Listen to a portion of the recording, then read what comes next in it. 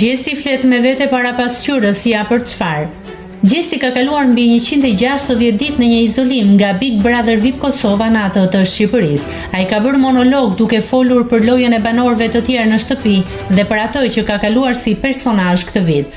Duke fjetur edhe 2 vite mund të shkosh, por me ndejt 160 ditë duke prodhuar tërkohën, jo bab, asnjëherë s'ka ndodhur, vetëm ky mbreti, u shpreh ai. Thekson më tej se është një gjë e vërtetë që ka ndodhur dhe se ka ardhur koha t'i jap merita vetes.